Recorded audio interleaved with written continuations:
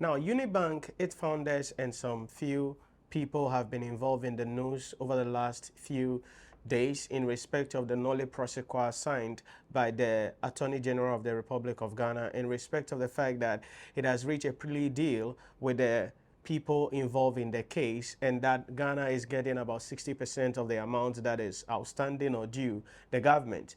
But the key question we need to ask ourselves is, what happened?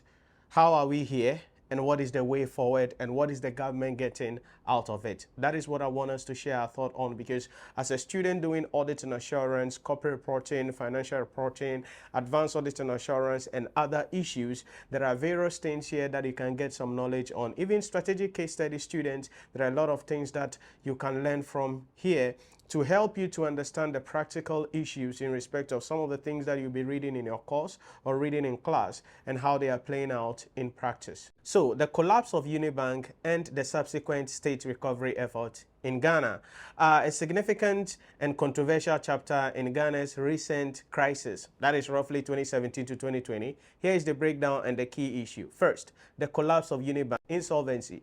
UniBank, an indigenous private bank, was declared insolvent by Bank of Ghana in March 2018. This came after an asset quality review by the Bank of Ghana, which revealed the bank was significantly undercapitalized with a negative capital adequacy of negative 24% by December 2017. Reliance on liquidity support. The bank had been heavily reliant on substantial liquidity support from the Bank of Ghana, over 2.2 billion Ghana cedi at the time, equivalent to about $498 million. That's the first thing that we need to understand. So some liquidity support from the Bank of Ghana, 2.2 billion Ghana cedi.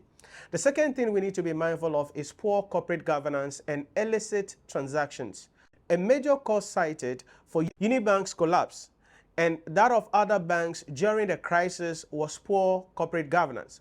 Reports by receivers, KPMG, indicated that the directors and the shareholders engaged in illegal transactions. Now, I need you to be careful here. They engage in some illegal transaction, including unlawful loans and advances and illegal acquisition of bank assets by related interest. Now, this is one of the common issues that you need to understand, because this is in line with IAS 20, related party transactions. It's not that you cannot undertake related party transactions. The issue is that related party transactions must be undertaken at arm's length, number one. And all of the related party information must also be disclosed in the books and recorded in the financial statement. It was alleged that about 5 billion in such transactions occurred. Alleged 5 billion in such transactions. Then we come to the third thing, and that is beyond rehabilitation. The Bank of Ghana determined that UniBank was beyond rehabilitation. What does that mean? It means nothing can be done. So what should we do then? State intervention and receivership. And that is a key thing. And so official administration. Initially, in March 2018, the Bank of Ghana appointed KPMG as the official administrator for UniBank to ascertain its true financial state and attempt rehabilitation. The aim was to prevent further losses and systemic risk. Then we come to the second stage, consolidation into Consolidated Bank Ghana (CPG). When rehabilitation proved impossible, UniBank's license was revoked in August 2018. It was then merged with 4 other failed banks, Royal Bank, Badge, Sovereign, and Construction Bank, into a newly created state-owned entity, Consolidated Bank Ghana Limited. This was a move by the government to stabilize the financial sector and protect depositors' funds. And so that was the key action that was taken by the regulator then. Receivership. Following the consolidation, UniBank was formally placed into receivership, with KPMG appointed as the receiver. The receiver's mandate was to take control of UniBank's assets and liabilities, realize assets, and use the proceeds to pay creditors according to a statutory hierarchy, meaning secure creditors first, then preferential, then unsecured debts, which you know already, right? Then we come to the third thing that happened there, and that is the recovery efforts and controversies. Lawsuits against founders and directors. The receivers subsequently sued the founder, Dr. Kwabena Dufour, and various related parties for the return of funds, alleging the bank was insolvent due to their illegal transactions. The amount pursued was substantial, reportedly exceeding 5 billion Ghana cedi. So that was the action taken by the receiver. Then we come to the next stage, and that is negotiation and withdrawal of charges. Recently, there has been a significant controversy surrounding the state's recovery efforts. The Attorney General of Ghana has made headlines for withdrawing charges against Dr. Kwabena Dufour and others involved in the UniBank case.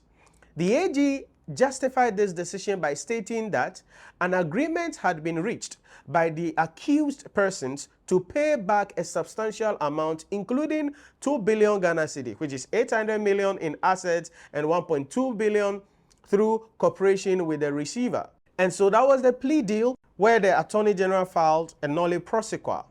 Let's come to the public debate on the recovery. This decision has sparked public debate and criticism.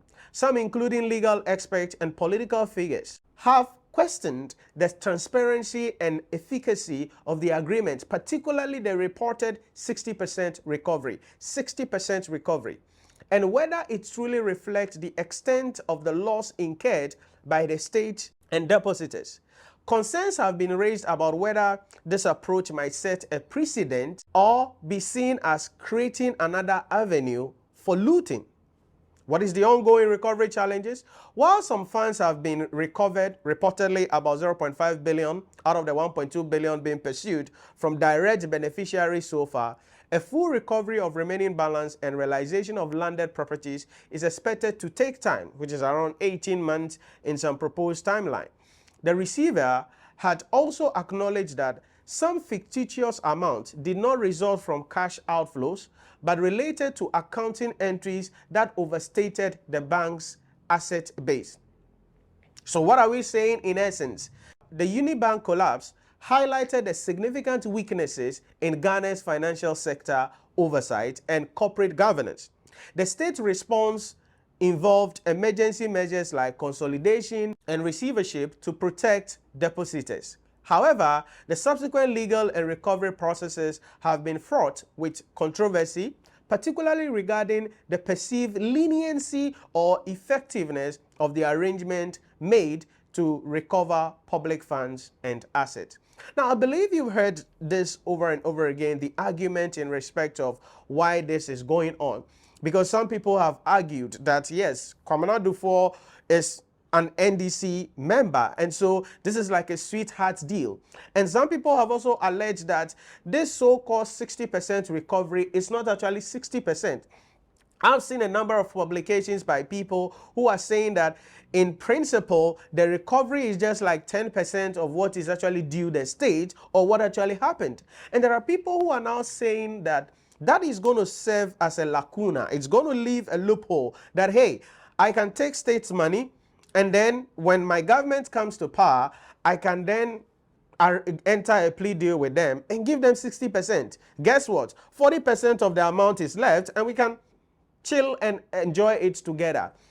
That is the political, the legal issue, and the issues that we need to understand. But our students in the accountancy environment learning, it is important we understand the importance of good corporate governance. And so that is why after this whole banking sector issue, there has been a lot of issues, a lot of publications, a lot of calls for good corporate governance being in place. Because related party transaction has been one of the problems with corporate Ghana, because there are many businesses that are being run in a manner that is contrary to best practice when it comes to good corporate governance. Because imagine directors lending money among themselves. So board of directors, chairman, CEO, everybody taking some loan from the institution at a relatively lower interest rate. Because if the bank is going to lend money to outsiders, maybe the bank is going to charge like, say, 30%, or maybe let's say 25%. But if they are going to lend that money to a related party who is a key management personnel on the board or the management team, that loan will be given to them sometimes at zero interest rate, sometimes at a concessory rate of maybe 5% or 2%. What does that mean? It means that depositors' funds are being used to finance the lifestyle of other people. And these monies may not be collected at the rate, at the pace that other people's who borrow money from the banks will be chased to pay the money. Because imagine the bank has, or a company has lent money to the board chairman, and the board chairman is not paying the money on time. I mean, will you take the board chairman to court? It's not going to happen. You're going to give the board chairman time to come and pay the money. What is the issue here? Yes, the Attorney General has already taken his decision. 60% of the money is being received. The 40% it's gone. And people are then arguing that, all right, how about some other people who have been jailed already, like ACCA and other people? Can we arrange a deal like that for them as well? But you know, all of these are developing issues that we will still be following, and I'll be bringing you updates about this. But you must understand that corporate governance is crucial. We must know about this. Related party transactions must be properly recorded. Auditors must do their job well, because if the receiver, KPMG, is saying that there are some of the money, they were not actually cash outflow items, but they were actually an accounting error that was committed which overstated the asset base of the entity, it means that accountants did not do their job well in the preparation of the financial statement. They didn't adhere to the reporting, IFRS reporting standards. It means also that auditors who audited the financial statements could not also undertake their job well and do their work well in order to avoid those things. Or it could be that allegedly the management was working hand in hand with the accountants, with the auditors to cook the financial statement in such a manner to mislead the public, to mislead investors, to mislead shareholders, to mislead other people who are going to be affected in this deal. All I'm trying to say is this. As professionals, we must ensure that we do our work in a manner that is expected to be done. Preparation of financial statement must go by the IFRSs. Auditors, we must audit a financial statement in accordance with the standards that we have to follow. And then management must be told to do the right thing to ensure that stakeholders' interests are protected. Let me hear from you in the comment section what your thoughts are in respect of this particular topic, and I'll see you in the next one.